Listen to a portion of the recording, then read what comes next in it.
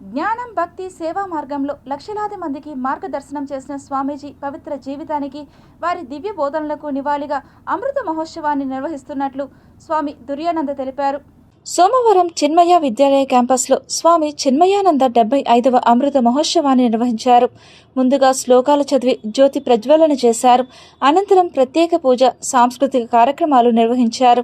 ఈ కార్యక్రమంలో board director Geetha Menon, principal Neelima, vice principal Swetha, విద్యార్థులు, ఉపాధ్యాయులు, తల్లిదండ్రులు, పలువురు ప్రముఖులు పాల్గొన్నారు. హరి ఓం, నమస్కారం. క్విట్ ఇండియా స్వాతంత్ర్య సంగ్రామంలో బ్రిటిష్ వారి తూటాలకు ఎదురొడ్డిన నిలిచిన వ్యక్తి స్వామి చిన్మయానందజీ. భారతదేశ స్వాతంత్ర్యానంతరం 1951వ సంవత్సరంలో సనాతన ధర్మాన్ని పరిరక్షించాలనే సంకల్పంతో ప్రపంచవ్యాప్త చిన్మయ మిషన్ సంస్థను స్థాపించారు స్వామి చిన్మయానందజీ.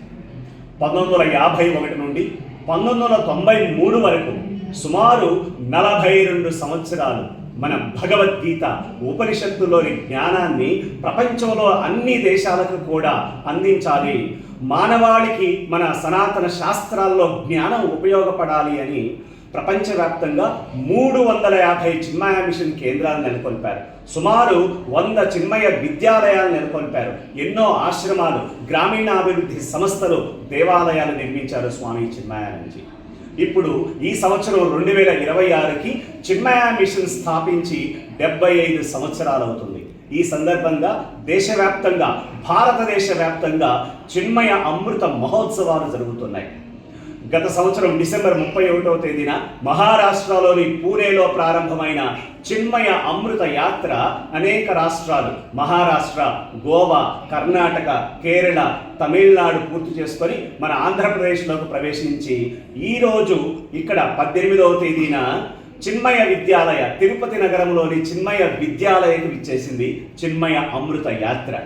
ఈ చిన్మయ అమృత యాత్ర సందర్భంగా భగవద్గీతను ప్రతి ఒక్కరికి కూడా, భగవద్గీత జ్ఞానాన్ని, గీతా పంచామృతం పుస్తకాలు అందరికీ అందజేస్తూ చిన్మయ విద్యాలయలో ఈరోజు చిన్మయ అమృత యాత్రకు ఘన స్వాగతం లభించింది. ఇక్కడ చిన్మయ విద్యాలయంలో విద్యార్థులు అనేక సాంస్కృతిక కార్యక్రమాలతోటి పూజ్య గురుదేవులు స్వామి చిన్మయానందజీ వారి యొక్క పాదుకల్ని, వారి యొక్క ప్రతిమని అందరూ కూడా సాదరంగా స్వాగతించి ఇక్కడ సభా కార్యక్రమం నిర్వహించడం జరుగుతుంది. ఈ విధంగా చిన్మయ అమృత యాత్ర ఆంధ్రప్రదేశ్లోనే కాకుండా భారతదేశంలో దాదాపు 35,000 కిలోమీటర్ల దూరం ప్రయాణించి ఈ సంవత్సరము అక్టోబర్ 23వ తేదీన న్యూఢిల్లీలోని భారత మండపంలో ఈ చిన్మయ అమృత యాత్ర చిన్మయ విశ్వ సమ్మేళనంతో పరిసమాప్తమవుతుంది. అక్కడ భారతదేశ ప్రధానమంత్రి శ్రీ నరేంద్ర మోడీ వారి చేతుల మీదుగా చిన్మయ అమృత యాత్ర విశ్వ సమ్మేళనం పరిసమాప్తం అవుతుంది. కాబట్టి భక్తులందరూ కూడా, మన తిరుపతి నగరంలోని భక్తులందరూ కూడా, అదేవిధంగా ఆంధ్రప్రదేశ్లోని అందరూ కూడా చిన్మయ అమృత మహోత్సవాల్లో పాల్గొని స్వామి చిన్మయానందజీ వారి యొక్క గీతా సందేశాన్ని, మన సనాతన ధర్మంలోని శాస్త్రాల జ్ఞానాన్ని అందరూ కూడా స్వీకరించవలసిందిగా మనవి. హరి ఓం.